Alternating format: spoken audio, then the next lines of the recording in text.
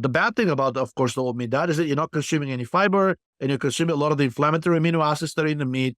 And there's also the calcium to phosphorus ratio in meat is very low. And that has a cumulative pro-aging effect. Tryptophan, of course, is high amounts in the muscle meat as well. So if you're going to be eating a carnivore diet, I think I will go with the tougher cuts of meat, such as skirt steak. It has a lot of collagen in it. And basically maybe even supplement some additional collagen as well, and make sure the meat is fresh so you get sufficient amount of carbs. And then as far as her thyroid biomarkers, the conversion of T4 into T3, which happens mostly in the liver, is crucially dependent on glucose availability. You can eat all the meat you want, but if you don't consume sufficient amount of carbohydrates, you will become eventually hypothyroid. Not to mention the fact that cysteine, methionine, and tryptophan, which are high in meats, have direct inhibitory effect on the thyroid gland producing T4. So, multiple things going against eating just meat.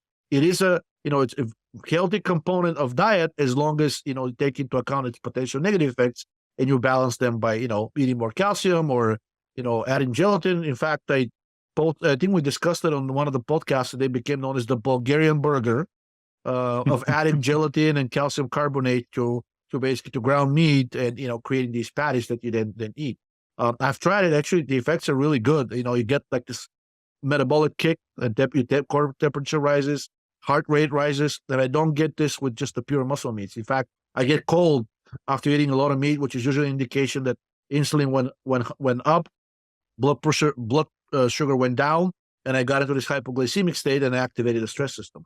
Almost always happens if I eat a lot of meat without, supporting carbohydrates. And if you're eating only that, and if the meat is aged, you'll be eating low carb diet. But if you're eating fresh meat, you will. That's probably why some people do really well, especially in these indigenous cultures.